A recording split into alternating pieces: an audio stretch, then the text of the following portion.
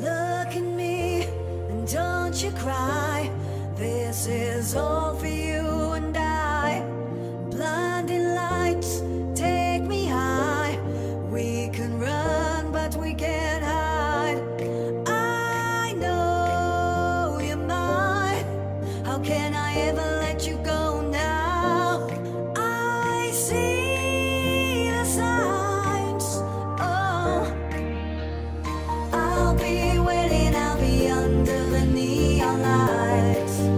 Oh, oh, I'll be watching, I'll be under the neon lights. Oh, oh, the sky is falling, it could be something. Hello Gemini, this is Inspire 2016 with your weekly tarot reading for the week commencing the 1st of May until the 7th of May 2017. The first card for you is representing, how do you feel about yourself? Your card is the Ten of Wands. You are finally reaping your rewards after investing a lot of hard work and effort. You have fulfilled a creative venture, realized a dream or accomplished a major goal, and now must deal with the consequences of that fulfillment. However, even with the achievement of your goal, there comes with it great responsibilities and commitments. While you have reached a point of completion, you are becoming starkly aware that you must now carry on with the responsibilities you have laid out for yourself, in order to ensure ongoing success. The trouble is, however, that these responsibilities may become too much to bear and you are struggling to let go. It is a bit like the business owner who creates a flourishing business but who is unprepared to delegate some of her responsibilities to the staff, and ends up working 70-80 hours a week. The inspiration and creativity that was associated with the initial goal or vision rapidly disappears, and everything becomes hard work all too quickly. Thus, it is incredibly important to let go of or delegate some of your responsibilities in order to free you up to still enjoy life. This is a reminder of how much we take on in our lives and all the extra burdens and responsibilities we weigh ourselves down with. We take on so much, trying to do all the things that need to be done. Thus, this card asks you to stop and examine your current lifestyle or work. Assess which activities or tasks are really urgent or really important, particularly in relation to your broader goals. You may need to employ various time management or prioritization methods in order to determine where best to spend your time and which tasks you can drop. Your goal needs to be greater efficiency, whilst also freeing yourself up for rest and relaxation when you need it. This card can also mean that you are being oppressed by outside sources. You are overworked, overtired and overstimulated. You have more on your plate than you can possibly handle and you have taken on too much at this point in time. In an effort to get to the finish line, you have found yourself overwhelmed with the extra responsibility and activity. You need to stop working so hard. If you cannot stop, then conserve your energy and pace yourself. When you are overcommitted, everything becomes a strain. The second card for you is representing, what do you want most right now? Your card is the Ace of Pentacles. What do you want most right now is the beginning of new investments or the willingness to undertake a new business venture, fresh energy, and inspiration.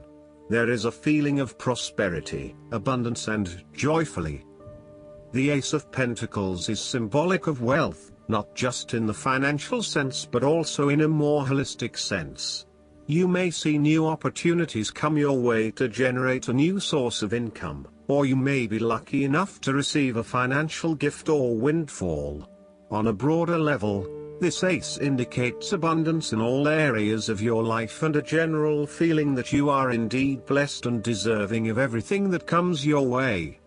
operate by the law of attraction, and send out positive energy into the universe so that you may receive abundance in return. The Ace of Pentacles is about manifestation of your goals, and that you are moving into a more positive state of mind about what you are capable of achieving.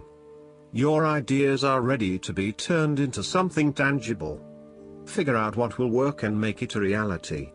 Thus, the Ace of Pentacles sees you starting to map out how exactly you will achieve your goals, by creating targeted action plans and getting those actions underway. There are opportunities that are becoming available to you that will help you to manifest your goals and realize your inner potential, whilst at the same time generate some level of income and financial support. You are beginning to see that the world is indeed your oyster and that through careful planning, you can manifest your true goals and desires. The third card for you is representing your fears. Your card is the Queen of Swords. You are afraid and very emotionally involved in a particular situation or issue, but this may be distorting your perception of the situation at hand. You need to use your head a little bit more to understand what is happening and read the signals more accurately. Look at your situation objectively and think with your head and not your heart, as this may give you a better picture of the situation and help you evaluate what you need to do next. Similarly, the Queen of Swords suggests that relationships are clouding your usually clear vision. You need to refocus your goals or direction, yet you are hesitating due to a desire not to disturb the positive balance and harmony of your relationships with others. At the end of the day, you need to be more hard-edged, confident and assertive in order to be successful. Clear sight and analysis, objective weighing of options and ideas for the future, and even carefully considering but not necessarily choosing the alternatives are essential right now. On the other hand, the Queen of Swords can come across as cold-hearted, bitter, resentful and bitchy, particularly if she is completely devoid of any emotion or compassion for others. In her quest to get to the bottom of an issue, she puts a lot of other people offside and loses her support base. She isolates herself from others and is seen as narrow-minded, intolerant, and mean. The fourth card for you is representing what is going for you. Your card is the Ten of Swords. You may feel powerless as something comes to a crashing and suddenly ended, and you feel as if you are being attacked or backstabbed by someone else. You may even use this challenging time to portray yourself as a martyr, to show that you have put your interests last but have suffered as a result. The Ten of Swords also indicates a difficult experience of endings, loss, pain or release. However, the saving grace is that you have a new awareness and a positive sense of relief that the difficulty and pain will soon be over and will evolve into something new. As with all endings, there will be a new beginning, a rebirth, and a rejuvenation of the spirit.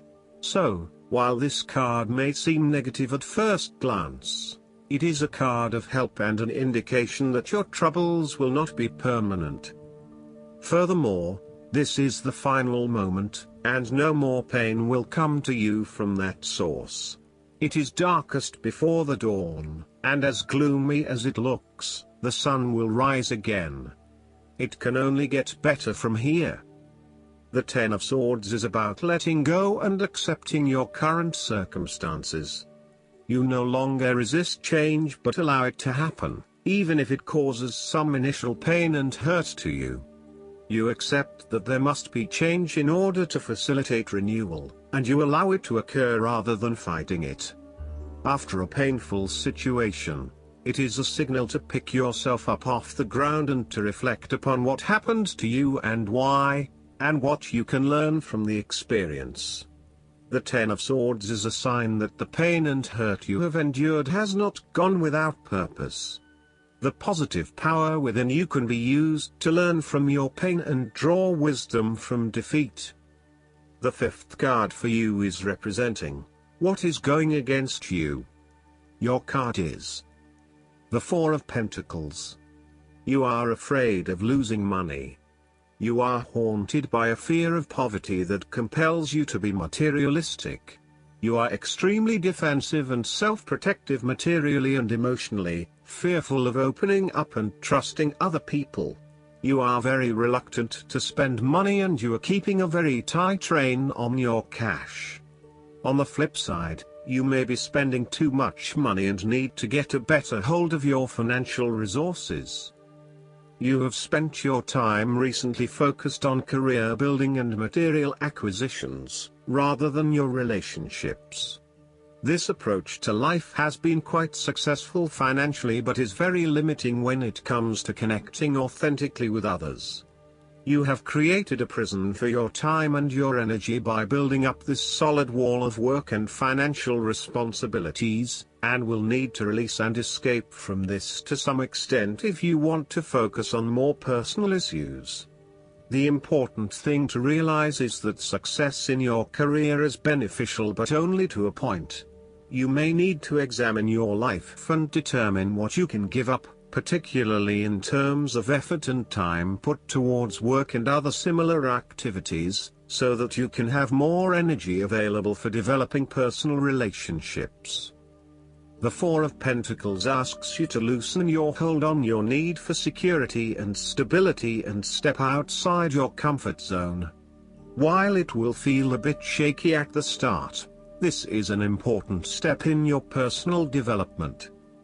The last card for you is representing the likely outcome that you may have. Your card is the Eight of Cups. It is time to ask yourself what you can do to bring a deeper satisfaction and joy to your life beyond the obvious pursuit of material satisfaction and/or physical enjoyment. You are seeking deeper meaning to life and focusing in on your personal truth.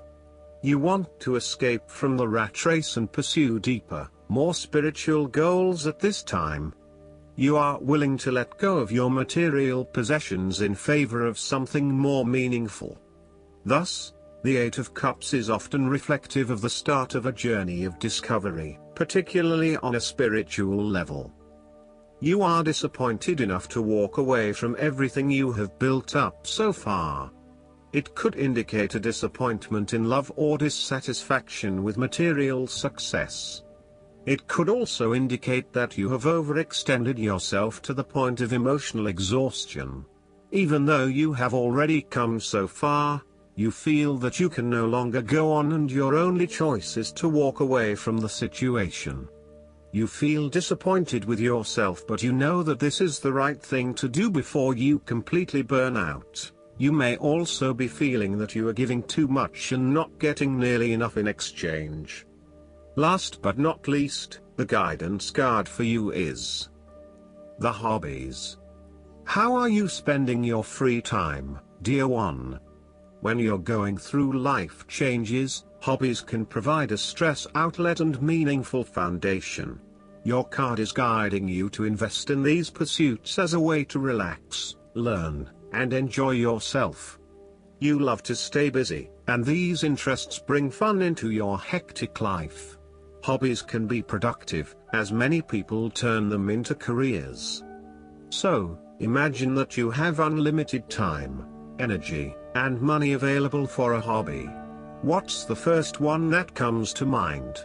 That's your inner truth, and there's always a way to make it work on any budget and schedule. Joining a group related to your hobby is a wonderful way to make new friends who can be there for you during the next part of your life. Any change, even a positive one, can be stressful, but with playful outlets like hobbies and good friends, it can feel purposeful and joyful. I hope that you enjoy everything, and if you like the reading, just please click subscribe and you will get instant notifications every time we publish a new video right to your YouTube. Thanks.